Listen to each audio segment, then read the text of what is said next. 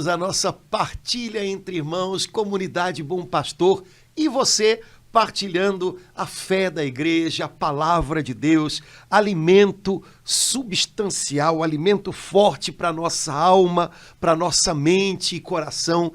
Bem-vindo à nossa partilha de hoje. Estou aqui com a minha irmã Laura Beatriz. Tudo certo, Laura? Tudo caminhando nesse tempo da Páscoa? Amém! Esse tempo forte, lindo! Tudo na força do Espírito Santo. Padre Antônio, acho bom lembrar só para os desavisados, olha, abril de 2024 não é reprise. Voltamos. É. Beleza, estamos de volta. E num tempo tão especial, né? Um tempo em que a igreja se alegra, a criação se alegra, tudo se alegra, né? Pela ressurreição de Jesus que invadiu a nossa vida, a nossa história, com aquilo que vem do céu, com a vida de Deus. E, bom, se Jesus trouxe para nós a vida de Deus, esse viver segundo Deus, isso significa que ele trouxe a nós aquele que é o Senhor que dá a vida. Ele soprou em nós o seu espírito, o seu fôlego de vida, o Espírito Santo, que é o grande dom, o grande fruto da Páscoa de Jesus. Algumas pessoas dizem assim, o tempo pascal termina com a festa de Pentecostes. Eu não gosto, porque fim de festa não é uma coisa legal, né? Então dizer que o tempo pascal termina com a festa de Pentecostes, dá a impressão que Pentecostes é um fim de festa, quando na verdade tem outra maneira de falar, né? O tempo pascal se completa em Pentecostes, o tempo pascal é coroado, chega à sua plenitude em Pentecostes, né? Então nós colhemos em Pentecostes aquilo que foi plantado com o suor de Jesus na cruz, aquilo que foi regado pelo Pai na celebração da Páscoa, na vitória de Jesus sobre a morte, e que agora pode ser colhido com doçura na nossa vida pela habitação do Espírito Santo em nós. Então, Lara, eu acho que seria legal a gente aproveitar essa metade para lá do tempo pascal e a gente conversar sobre a pessoa e o trabalho do Espírito Santo em nós. Se existe algo que a gente deve buscar, né, mais do que tudo, como cristãos, é viver segundo o Espírito Santo, viver em concordância com o Espírito Santo, viver impulsionados pelo Espírito Santo, receber e ser conduzidos pelo Espírito Santo. Isso deve ser um alvo assim, central na vida de um cristão, e é preciso que a gente lembre dessas coisas, porque afinal nossa vida tira a gente do centro, empurra a gente para um monte de coisas periféricas. Voltemos ao centro, que é sermos cheios do Espírito Santo e conduzidos pelo Espírito Santo, como a palavra de Deus nos ensina, como o livro de Atos dos Apóstolos nos ensina. Então vamos conversar um pouquinho sobre isso, pode ser? Ai, amei, Padre Antônio, porque nosso amado Deus, terceira pessoa da Santíssima Trindade, mas com tudo isso, mesmo com renovação carismática, com mais de 50 anos, a impressão que eu tenho como mulher católica, Padre Antônio, é que ele é deixado de lado, que ele não é lembrado, e que a gente ora o Pai Nosso, a gente ama Jesus, mas eu sinto que a gente precisa amar o Espírito Santo. Amar de todo o coração. Para amá-lo, eu preciso buscá-lo, invocá-lo, conhecê-lo. E eu vejo assim que a gente corre o risco, né? Porque se a gente não fala do Espírito Santo, a gente vai falar do quê como católico, como cristão? Não, tem cada um no seu lugar, como é que diz a música? Cada um no seu quadrado. Mas, sem dúvida alguma, é importante, porque senão, como é que você vai conduzir a sua vida, solteira, casada, com 80 anos, com 20 anos, se não for pelo Espírito Santo? Foi essa pessoa maravilhosa que a gente recebeu no dia do nosso batismo, naquele dia que o sacerdote falou aquelas palavras sagradas. Meu Deus, Laura, eu te batizo em nome do Pai, do Filho e do Espírito Santo. Naquele dia eu recebi o céu se abriu, eu creio, Padre Antônio, como se abriu no batismo de Jesus. Eu recebi o Espírito Santo, ele está comigo para sempre, mas eu preciso, a cada dia, e várias vezes por dia, no mesmo dia, me invocá-lo, voltar a ele, não apenas no início do dia, no início da oração, no início de alguma tarefa, de alguma coisa muito difícil, mas contar com ele. Que maravilha você poder contar com o Espírito Santo. E eu sinto mesmo, Padre Antônio, que o Espírito Santo espera isso. É como se ele ficasse assim, Laura, esperando que eu o invoque, aguardando, bem educado como ele é, ele fica aguardando que eu possa chamá-lo, que eu possa invocá-lo. Para aí sim, bom, então tudo bem. Você me chamou, vamos trabalhar juntos então. Muita coisa aí no que você falou, vamos com calma. Peraí, deixa eu me organizar aqui, senão... Perdão, Padre Antônio. Mente... Eu fiquei entusiasmada, eu fiz um discurso. Vamos lá. Bom, primeiro, aceito a premissa de que para muitos o Espírito Santo é, como se falava antigamente, né, um grande desconhecido. Um teólogo uma vez usou essa expressão, né? Ele é o grande desconhecido. E muitas coisas aconteceram na igreja para que ele deixe de ser desconhecido pelos católicos, né? O Concílio Vaticano II nos lembrou tanto que a igreja vive por essa sua alma, como dizia Santo Tomás de Aquino, que é o Espírito Santo. Assim como um corpo sem alma é um cadáver, né? A igreja sem o trabalho incessante do Espírito Santo é um corpo morto. Ela vive porque esse fôlego divino a penetra por inteiro, da cabeça aos pés, né? Depois, a renovação carismática ajudou muito. Do Papa João XXIII. Quando iniciou o concílio, né, pedindo um novo Pentecostes. Pois isso tudo é fruto, talvez, dessa oração, né? A renovação carismática ajudou muito nisso, né? As pessoas deixaram de imaginar o Espírito Santo como alguém que a gente vê de longe e começaram a compreender que ele é alguém dentro que quer se manifestar para fora. Portanto, alguém dentro que quer transparecer, né, a sua presença. Tivemos pessoas que ajudaram nisso, né? Lembrando que há alguns dias atrás o Papa aprovou o milagre que foi realizado por intercessão da Beata Helena Guerra, né? Que foi chamada apóstola do Espírito Santo, né?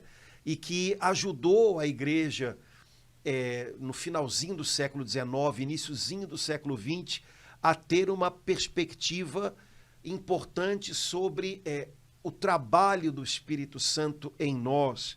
Não apenas uma devoção ao Espírito Santo como a terceira pessoa da Trindade lá, de quem eu sou devoto, mas os ortodoxos usam muito essa palavra, que para a gente não é muito comum. Como alguém com quem a gente deve ter uma sinergia. Sinergia significa duas forças trabalhando junto, né? Então, Helena Guerra, sem usar essa palavra, que não é muito comum no nosso meio, os ortodoxos usam, né? Ela lembrou a igreja e a cada cristão, olha, não devemos só lembrar dele como a terceira pessoa divina lá, mas ele deseja estar aqui e deseja trabalhar conosco, que nós sejamos colaboradores, ou seja, trabalhemos com ele. Muito, né? Ousada ela. Tudo isso... A igreja tem, né, que voltar para o cenáculo, exato, escrever isso para o Papa. Tudo isso ela lembrou, pediu ao Papa que o século XX fosse consagrado ao Espírito Santo. E foi, né? E foi, e eu acho que os resultados estão aí, né? Mas temos um mais, né? O Espírito Santo, pela sua personalidade, vou usar uma expressão que uma comparação. Então, todos os pedidos de desculpa. Pelo seu jeito de ser, ele é profundamente humilde. Ai, logo, onde ele chega, onde ele vai, ele atrai todas as atenções para Jesus e o Pai. Então, a igreja sempre considerou que o nosso conhecimento mais adequado do Espírito Santo não é um conhecimento intelectual que se manifesta por aquilo que a gente pode falar dele, mas é um conhecimento, como é que a gente pode dizer, experiencial, por aquilo que a gente pode provar dos frutos do trabalho dele em nós. Uhum.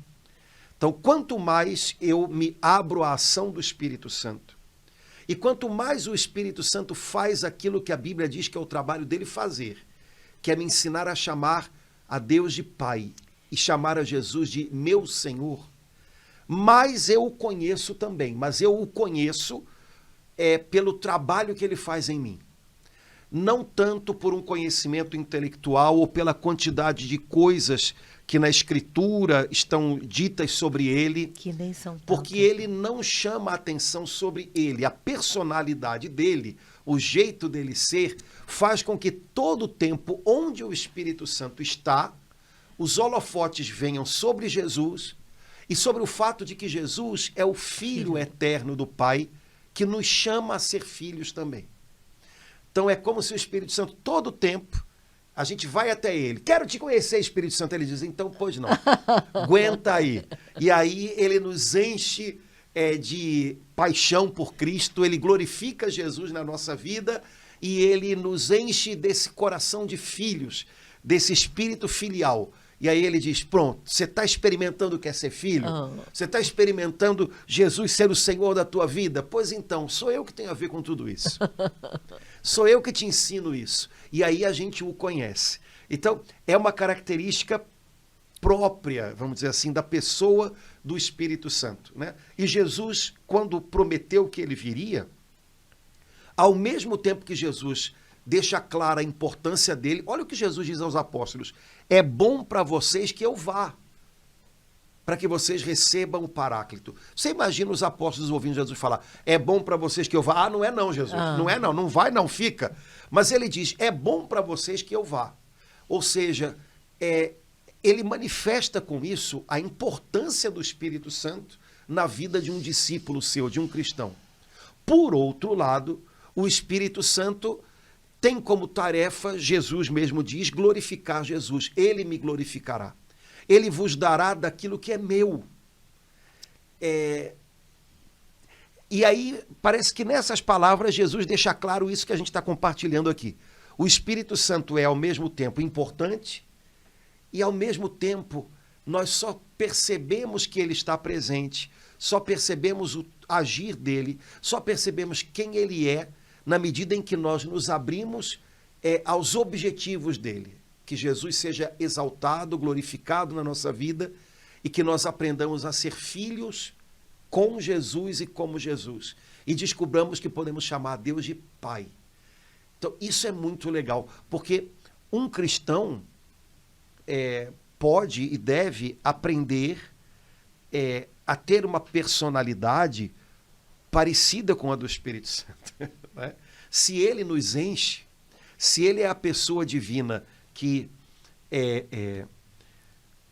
habita em nós, né, de uma maneira particular para nos moldar, para nos santificar, o Espírito Santo, o Pai e o Filho sempre trabalham e estão juntos. Uhum. Mas é trabalho próprio dele, essa santificação, essa transformação interior nossa, para nos tornar semelhantes a Jesus, para nos colocar em relação com o Pai, mas esse trabalhinho dentro é dele. Então, seria legal que um cristão pensasse, eu preciso aprender a ter um jeito de ser, uma personalidade parecida com a dele. Ou seja, eu sou importante nos planos de Deus, mas os planos de Deus acontecem não na medida em que eu vou para o centro, mas na medida em que Jesus é o centro da minha vida. Na medida em que eu caminho em direção ao Pai e a minha vida é me debruçar nos braços do Pai. Então, aprender com o Espírito Santo a ter uma personalidade que não se ponha em evidência, mas de tal maneira que se perceba quem a gente é e o que a gente faz na medida em que Jesus resplandece na gente. Isso é a vida cristã, isso é uma personalidade cristã sendo formada, né? E por aí vai. Então, não sei se me fiz entender, Laura, eu embolei o meio de campo. Pô, não. Enquanto o senhor falava, eu lembrei do credo niceno-constantinopolitano. Constantinopolitano. Me corrija. Isso aí, tá. Vai, vamos em frente. Que a gente podia orar mais vezes e que a gente rezou, que a gente proclamou no domingo da Páscoa. Creio no Espírito Santo, Senhor que dá vida e procede do Pai e do Filho. Isso tudo que o senhor falou aí, né? Ele que falou pelos profetas. Aí a igreja vem nessa oração do credo. Olha, o Espírito Santo é aquele que falou pelos profetas, ele que dá vida. Então, só esse pedacinho do credo niceno-constantinopolitano. Senão fica napolitano é sorvete. Não é. Ai, que vontade. De Constantinopla, né? Isso. Então, só isso já... Meu Deus, essa parte é lindo, porque no outro credo é só crer no Espírito Santo. Né? Mais ou menos, porque a igreja entende que o término do credo, quando a gente reza o credo, o símbolo dos apóstolos, o credo que você falou pequeno, né? A gente reza, creio no Espírito Santo, na Santa Igreja Católica, na comunhão dos santos, na remissão dos pecados, na ressurreição da carne, na vida eterna. Amém. A igreja considera que essa parte toda do credo, que se refere à igreja, à remissão dos pecados, à eternidade, essa parte toda tem que ser lida em conexão junto com o Espírito Santo. A profissão de fé no Espírito Santo. Porque, na verdade, o objeto último de fé nosso é Deus, que é Pai, Filho e Espírito Santo. Deus naquilo que ele é, e Deus no modo como ele vem até nós, o modo como ele quis se revelar a nós, o modo como ele trabalha em nós. Por isso nós rezamos, creio no Espírito Santo, e a gente poderia dizer assim, olha, creio no Espírito Santo, que habita na Igreja Católica, realizando a comunhão dos santos, operando a remissão dos pecados, que um dia nos levará à ressurreição da carne e que é para nós vida eterna. Nossa, uau! Então, né, toda essa parte do credo que fala do modo como Deus, Pai, Filho e Espírito Santo chega até nós e nos leva a, vamos dizer assim, ao objetivo dele para a nossa vida, que é a eternidade, está enganchado com a profissão de fé no Espírito Santo. Então, mesmo o símbolo dos apóstolos, que aparentemente afirma só creio no Espírito Santo, mas todas aquelas ações esse crer no Espírito Santo, esse professar a fé na terceira pessoa da Trindade, é o que abre a porta para o que vem depois. Então nós cremos,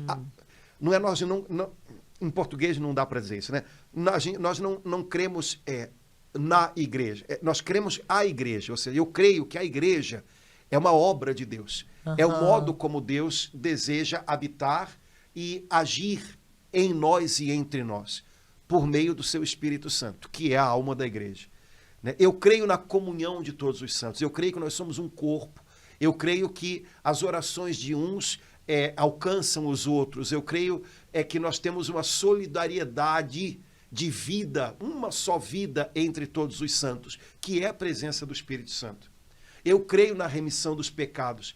Eu creio que os pecados podem ser perdoados, porque Jesus, ressuscitado, soprando sobre os apóstolos, disse, recebam o Espírito Santo, aqueles a quem perdoados os pecados. E por aí vai.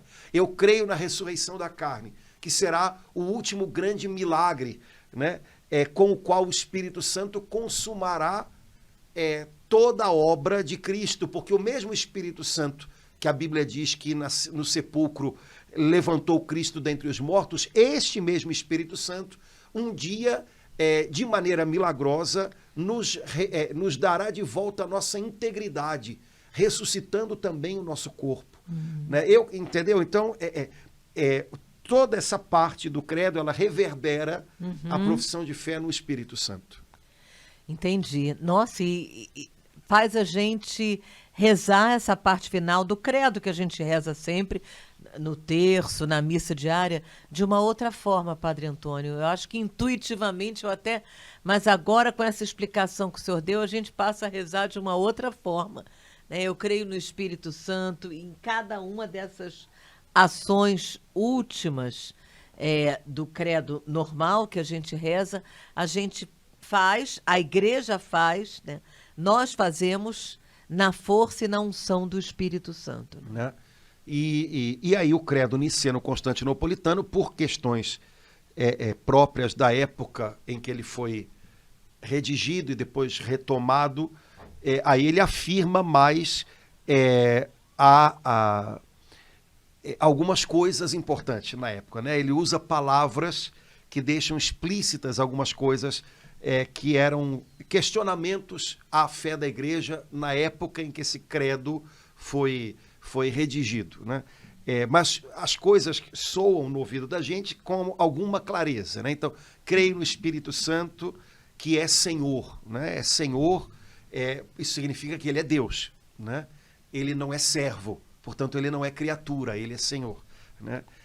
Ele dá a vida, né? Ele é princípio de vida, tanto na criação, né? Quando no livro do Gênesis se afirma que, né, o Espírito pairava sobre as águas, que Deus soprou um fôlego de vida no homem, quer dizer, ele está presente na criação com o Pai e o Filho, ele está presente na nossa vida nova pelo batismo, né?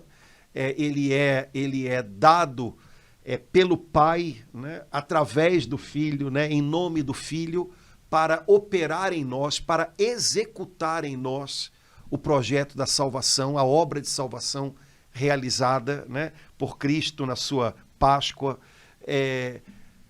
Ele procede do Pai e do Filho, quer dizer, é a maneira como o Espírito Santo vive na vida, no mistério da Trindade, né? Ele não é o Filho, ele não é o Pai, né? Mas ele é um só Deus com o Pai e o Filho, né? E com o Pai e o Filho é adorado e glorificado, então se repete que ele é Deus, merece adoração, merece todo o louvor, toda a glória, ele que falou pelos profetas, portanto o Espírito Santo está presente na história da salvação de modo especial, como o inspirador da profecia, né? Como um inspirador dos dons, não só no Antigo Testamento, mas também no Novo Testamento, no tempo da igreja, né? Então, mas essas coisas todas, a gente normalmente fala, às vezes, rezando o credo daquele jeito, né? Mas se a gente parar para fazer com calma, a gente vê que elas têm sentido na cabeça da gente, né? Elas ligam chavezinhas que a gente compreende, né? Que são, no fundo, essas chaves aí. Mas, voltando sempre para aquilo que a gente colocou no início, e que no Catecismo da Igreja Católica, olha ele aqui, tijolão maravilhoso, né? No Catecismo da Igreja Católica, logo na primeira parte, que é o comentário ao credo, no comentário, né, ao terceiro artigo do credo, que é creio no Espírito Santo, no parágrafo 683 e nos seguintes, o Catecismo afirma, ele coloca isso com muita clareza, né? Nós cremos no Espírito Santo, né, e de alguma maneira se é verdade que do ponto de vista do entendimento e da revelação, o entendimento e a revelação da pessoa do Espírito Santo são consequência do entendimento e da revelação do Pai e do Filho, no ponto de vista do trabalho da obra de Deus em cada um de nós, é o contrário. Então, eu conheço o Pai e o Filho porque o Espírito Santo age em mim. Porque o Espírito Santo me revela que Jesus é o Senhor, porque o Espírito Santo me ensina a chamar Deus de Pai. Então, na história da salvação, no Antigo Testamento, nós vemos com clareza a afirmação de que há um só Deus. Nós percebemos que esse Deus é o Criador de todas as coisas. Isso tudo aponta para o mistério do Pai.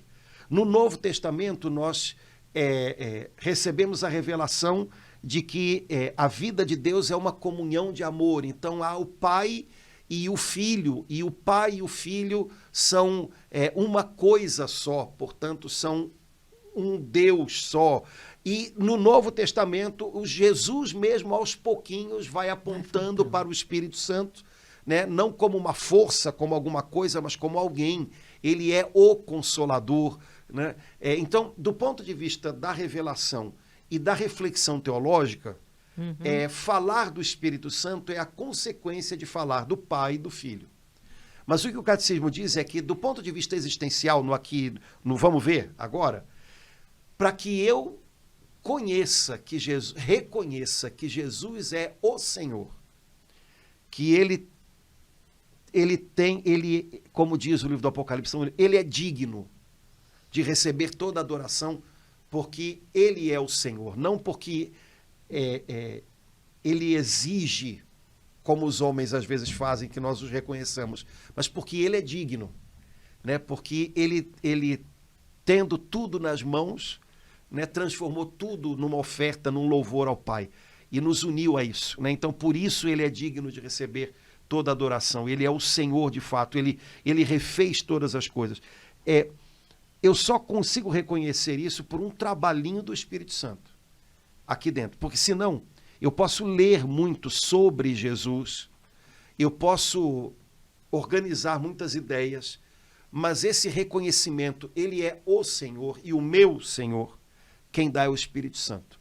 A mesma coisa, o conhecimento de Deus como Pai. Bom, se o meu Senhor, se aquele que tem a minha vida é o Filho, e se a minha vida toda só tem sentido nas mãos dele, e se eu sou membro do seu corpo, e se eu estou unido a ele como um rebento a uma videira, a vida dele é minha, então o pai dele é meu, então ele me ensinou a chamar o seu pai de meu pai. Mas quem faz a gente experimentar isso como uma realidade é o Espírito Santo.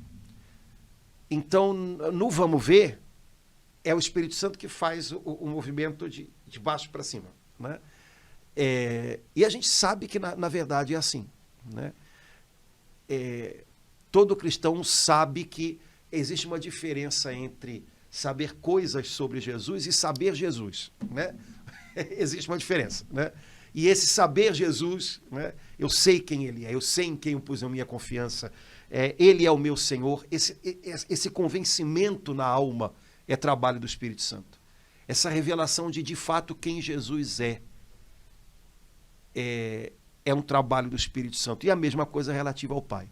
Padre Antônio, enquanto o senhor estava assim falando, a impressão que eu tive foi que eu pude entender melhor, quer dizer, claro que eu sei, já estudei, por que o Papa João XXIII fez aquela oração. Quer dizer, ele foi uma graça que Deus deu a ele para ele entender que, já que Deus o inspirou a fazer o Concílio Ecumênico Vaticano II, aquilo só seria possível, como todas as coisas na Igreja só são possíveis a partir da vida no Espírito Santo. A partir daquele pedido que ele fez naquela oração: Pai, renova os teus prodígios como um novo Pentecostes, em nome de Jesus. Então, naquela oração que ele fez e que pediu que os católicos naquela época orassem, enquanto o senhor falava, eu pude entender assim, o que moveu o coração dele para poder fazer esse pedido, essa oração. Então, se a gente não tem essa compreensão disso que o senhor acabou de falar, a nossa vida cristã fica capenga, dá um passo para frente. Ela é só uma teoria. É melhor. Olha, é melhor. O Evangelho sem o Espírito Santo é só uma teoria, é um sonho. Ai, seria tão bom isso aqui. Que bonito. E para muita gente né? Inclusive para gente que não é crente, que não crê em nada, né? Tá. Olha, isso aqui é muito lindo, isso aqui é uma grande proposta. Que palavra bonita. Mas por quê? Como não há a abertura ao trabalho do Espírito Santo, esse evangelho soa sempre como uma utopia, uma coisa não real, mas um grande sonho.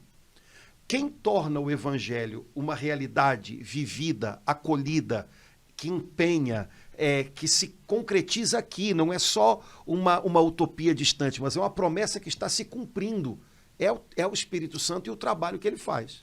E até para cada irmão, para cada filho de Deus, leigo, batizado, padre, bispo, criança, jovem. Essas separações, nesse caso, não tem absolutamente nada a ver, né? Então, não é assim, né? Sem o Espírito Santo, não há nada de novo em nós. Nós vivemos uma vida velha, quer dizer, a vida sem a novidade de Deus, que é Cristo. Né? Quando Cristo entra na nossa história, na história de todos e na história de cada um, ele traz o novo de Deus. Só que isso se realiza na história de cada um como um trabalho do Espírito Santo. Portanto, sem ele, em nós não tem nada de novo. É tudo velho, é tudo repetição do mesmo. E vai levar ao mesmo, a lugar nenhum. Né? Então, com ele, né, nós entramos nesse novo de Deus, né, que é Cristo. E aí as coisas de fato se tornam novas, né, em nós. Né? Mas lembrando sempre disso, sem o Espírito Santo não há nada de novo em nós. Sem o Espírito Santo, o Evangelho soa como uma utopia, e o Espírito Santo é o executor disso daqui. Padre Antônio, por isso que a gente canta aquela música linda, que muita gente não entende, na comunhão recebemos o Espírito Santo. É muito linda essa inspiração. Mas aí você pega a frase toda, né? Sim. Porque primeiro você está falando com Jesus. Na comunhão recebemos o Espírito Santo e vem contigo, Jesus, o teu Pai sacrossanto. Ou seja, Deus, ele não se quebra. Então, onde uma das pessoas da Trindade está, as outras estão. Né? Então, a Trindade sempre age inteira para fora dela. Né? Então, não, o Pai estava lá no começo, aí depois o Pai sai, entra Jesus. Que tem Jesus. gente que acha estranha, como na comunhão recebemos. Na comunhão recebemos o Espírito Santo que vem contigo, com Jesus, que nos dá o Espírito Santo e o Pai. Porque cada pessoa divina nos dá a comunhão com as demais, só que normalmente nós atribuímos a cada pessoa divina um modo, né, de operar na história e em nós. Né? Operam unicamente, a gente diria conjuntamente, se a gente entendesse que, né, Deus se separa, mas não se separa. Então, operam unicamente. Né? Agora, cada pessoa divina tem algo, tem um modo de operar, né, em nós. Na comunhão, eu recebo o corpo de Cristo, mas é o corpo vivo de Cristo ressuscitado, portanto, de Cristo feito princípio de vida nova. Né? Cristo que continua dando, enchendo com o Espírito Santo aqueles que o recebem. Então, vem com o Cristo o Espírito Santo e vem o Pai, porque Jesus sempre me leva ao Pai. Né? Então, a musiquinha está um pouco nessa linha. Né? Então, porque talvez a nossa cabeça não seja muito trinitária, quer dizer, a nossa maneira de pensar não é bem assim. Separa. A impressão que dá é que a gente acredita num Deus meio uma maçaroca, um Deus, né? E aí eu acredito aqui agora no Pai. Aí eu agora acredito aqui em Jesus, que muita gente nem sabia muito que era Deus. Eu gostei muito da tradução do Missal Novo, que termina todas as orações, né? Por Jesus, que ele que é Deus e convosco, para lembrar, porque tem católico que parece que não lembra que Jesus é Deus com o Pai e o Espírito Santo, né? Não, mas ele é filho de Deus, sim, mas é porque ele é a segunda pessoa da Trindade, feito homem, encarnado, então ele é divino, né? E o Espírito Santo, coitado, aí nessa brincadeira é que o Espírito Santo fica para escanteio mesmo, né? O Espírito Santo é um negócio, não é um negócio, o Espírito Santo é alguém, né? Alguém divino, né? Então, talvez a nossa maneira de rezar, a nossa maneira, né, pudesse ser um pouco mais trinitária. Ah, mas eu não entendi tudo. Que bom, é bom sinal, né? Porque Deus, se você entender tudo, é sinal que você entendeu errado. Ai, agora, por outro lado, existem algumas coisas que são, na linguagem da igreja, parâmetros para a gente... bom, até aqui eu estou falando como ele se manifestou a nós, até aqui eu estou falando conforme a fé da igreja. Passou disso, mas isso é uma questão que a gente vai aprendendo aos poucos, mas a gente tem que ter uma lembrança de que o nosso Deus é assim, Pai, Filho e Espírito Santo, e que ser cristão é mergulhar nessa vida de Deus, né? Então o Espírito Santo nos atrai até Jesus, né? O Espírito Santo é o imã que o Pai usa para nos atrair até Jesus. No Espírito Santo nós descobrimos que Jesus é o Senhor, está vivo. Né?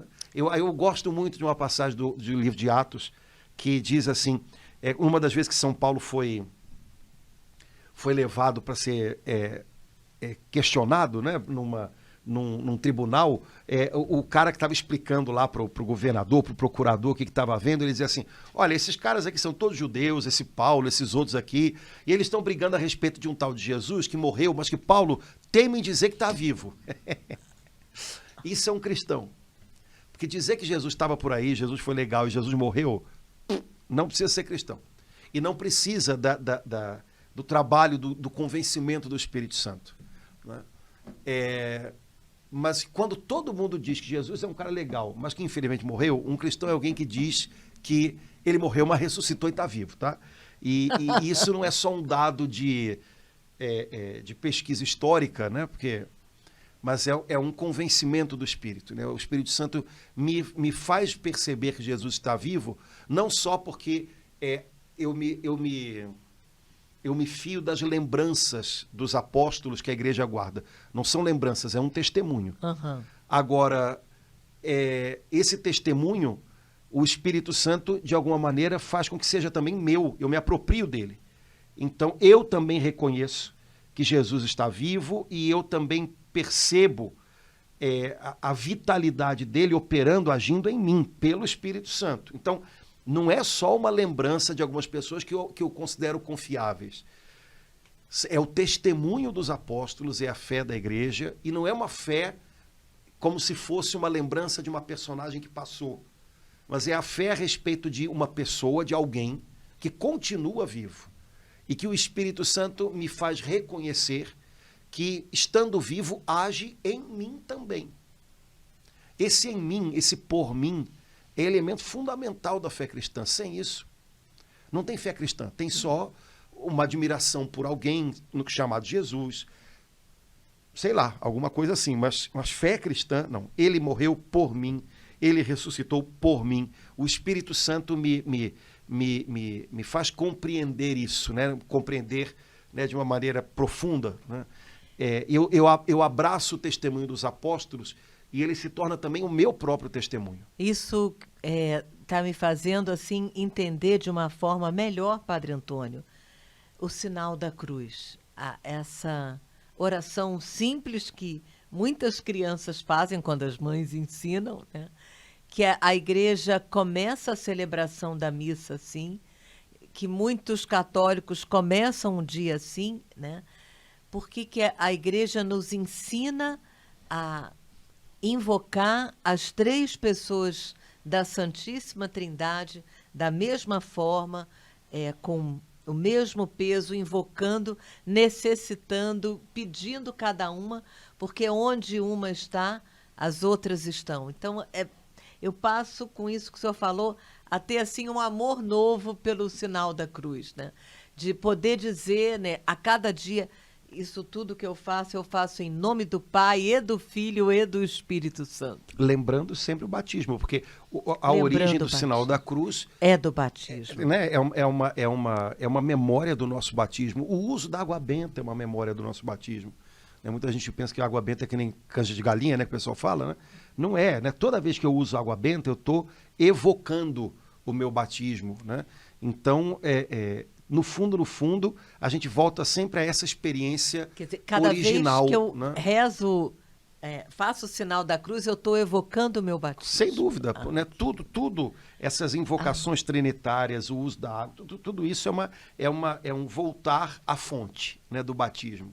Né? Ali onde começa a brotar em nós essa água viva. Laura, eu queria só chamar a atenção no catecismo, no parágrafo 687, aquilo que a gente falou no início, né? O Espírito Santo, quando ele vem, ele glorifica Jesus. Né? É interessante porque quando a renovação carismática teve início, né, na Igreja Católica, eu não sei se você lembra disso, mas os encontros da renovação, aliás, no jubileu da renovação que houve em Roma com o Papa Francisco, isso foi feito também. Se colocou assim uma espécie de um cartaz grande, né, lá no lugar onde foi feito o encontro, né? E o lema que a gente mais usava na renovação, que a gente mais usa, né, e que foi colocado no jubileu lá em Roma, né?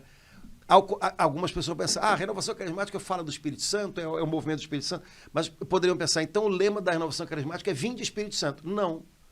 O lema da renovação carismática é Jesus Cristo é o Senhor. Né? Desde o início. Né? Se você olhar lá os primeiros encontros, né? Onde tem uma coisa da renovação é Jesus é o Senhor. Né? As nossas músicas mais antigas falam todas disso. Né? Porque onde o Espírito Santo chega e se adona do lugar, na realidade, ele prepara o lugar para o senhorio de Jesus, para a glória de Jesus. Então, no parágrafo 687 do Catecismo, lá quase na metade para o final do parágrafo, o Catecismo diz assim: o Espírito de verdade, que é o Espírito Santo, que nos desvenda o Cristo, não fala de si mesmo. Tal apagamento propriamente divino explica por que o mundo não pode acolhê-lo, porque não o vê nem o conhece, enquanto os que creem em Cristo o conhecem, porque ele permanece com eles. Então me chamou a atenção primeiro, o Espírito Santo desvenda Cristo para mim. Eu acho que a Escritura diz isso no Evangelho de São João, né? Nisso consiste a vida eterna, conhecer o Pai e o Filho. Então, Senhor, eu quero te conhecer, né? Eu quero experimentar em mim essa vida abundante, eterna, plena que o Senhor tem para nós. E aí a resposta da Escritura é: pois então seja cheio do Espírito Santo, porque ele vai desvendar Cristo para você. Ele vai revelar Cristo a você, ele vai te fazer conhecer o Cristo. Ele vai te abrir os olhos para Cristo, né? Depois, usando uma expressão que o próprio Jesus usa, o Espírito Santo não fala dele mesmo, o Espírito Santo não chama a atenção sobre ele, mas o agir dele glorifica Jesus, levanta, eleva o nome de Jesus. Então, hoje em dia se fala muito, né, de manifestações do Espírito Santo, as pessoas procuram, onde é que... Olha, quando as pessoas procuram manifestações do Espírito como uma coisa que se fecha, que termina em si própria, elas correm o risco de cair em erro. Ali o Espírito Santo, por quê? Porque tem gente caindo, porque tem gente se debatendo. Onde o Espírito Santo está, ele manifesta a glória de Cristo. Jesus é exaltado, Jesus é reconhecido, os olhares se voltam para Jesus, as pessoas se encontram em Jesus. Então, aí, isso é sinal de que o Espírito Santo está trabalhando. E isso pode ajudar a gente a discernir muita coisa, né? Eu amei essa palavra que a igreja usa aqui, dizendo que o Espírito da verdade que nos... Aí ela botou entre aspas, desvenda. Desvenda é tirar a venda, as vendas, né? Porque a gente... Sem o Espírito Santo eu fico... Sim, eu fico com uma a venda pode ser um conhecimento meramente... Como é que a gente pode dizer isso? Sei lá, histórico no sentido ruim que essa palavra possa ter, tá? Teórico. De Jesus, teórico, né? Então, isso é uma venda, né? Ou então eu posso misturar Jesus com muitas outras coisas, né? E nunca vou experimentar de verdade quem é Jesus, porque Jesus é único. Né? Como a gente vê às vezes, né, Padre Antônio, qualquer televisão, não vou nem nomear A, B ou C, algum pessoa de TV falando do nome de Jesus dessa forma, né? Vendada, sim, né? Sem vivê-lo como Senhor da sua vida e Senhor da história. E até né? pode falar de Jesus, pode. E fala, às vezes, bem, E né? fala de Jesus e fala de uma meia dúzia. Esse é que é o problema. É porque Jesus tem um negócio nele, porque ele é o Filho de Deus. Jesus tem um negócio nele que você só entende ele quando ele se torna único para você. E quem faz isso, quem desposa a nossa alma a Jesus como um único esposo, como um único Senhor, é o Espírito Santo. Sem isso, eu vou colocar Jesus junto com um monte de outras pessoas e não vou entender Jesus. Eu vou ficar sempre com como é que a gente chama? Uma caricatura de Jesus. Né? Agora, Laura, eu gostei muito dessa expressão aqui. Esse apagamento propriamente divino. Que coisa linda, meu Quer dizer, Deus. o Espírito Santo, ele se manifesta apontando para Jesus, portanto, isso também é um apagamento de si próprio. Ai. Que coisa interessante, né? Muito, Padre. Ele é quem ele é, justamente na medida em que ele se apaga para que Jesus resplandeça. Isso tira toda a ideia falsa, né? Olha, ali tá, o Espírito Santo está bombando. Isso tira toda a ideia errada. Que às vezes isso é difundido no meio da igreja. O Espírito Santo está bombando onde cada um está experimentando Jesus como Senhor, cada um Porque é muito lindo. Onde Jesus é o centro. Onde Jesus nenhuma é o outra centro, pessoa, o padre, o pastor, porque não sei quem. a igreja falando que é apagamento é próprio dele, né? Sim. Ele... Imagina, né? Vamos usar uma expressão, né? O Espírito Santo, Laura, quando tem apagão, blackout de noite, graças a Deus acontece pouco isso, mas já aconteceu algumas vezes, né? Se você olhar para o céu, você consegue ver as estrelas de um jeito que com as luzes da cidade acesas, você não vê. Não. Então, o Espírito Santo, quando ele entra na nossa vida, é como se ele vem já nesse divino apagamento. Ou seja, ele já vem com o propósito de fazer com que todas as luzes, ou a luz de Jesus brilhe. Então, na verdade, o que o Espírito Santo faz? De repente, ele apaga todo o resto. E você consegue ver a luz de Jesus brilhando. Linda essa comparação, com a intensidade que ela tem. Oh, glória a Deus. O que é, por exemplo, quando a gente vê na vida de alguns santos ou de algumas pessoas que a gente conhece, né, o que a gente chama de uma grande conversão. De repente, todas as outras luzes se apagam e aí essa pessoa vê o brilho do céu, vê a luz de Jesus. É o Espírito Santo quem faz isso, né? Então, às vezes, o Espírito Santo trabalha também fazendo um apagão, viu? Ele também apaga, né, o brilho de algumas outras. As luzes da cidade se apagam totalmente. Para que a de Cristo possa brilhar em todo o seu esplendor, né?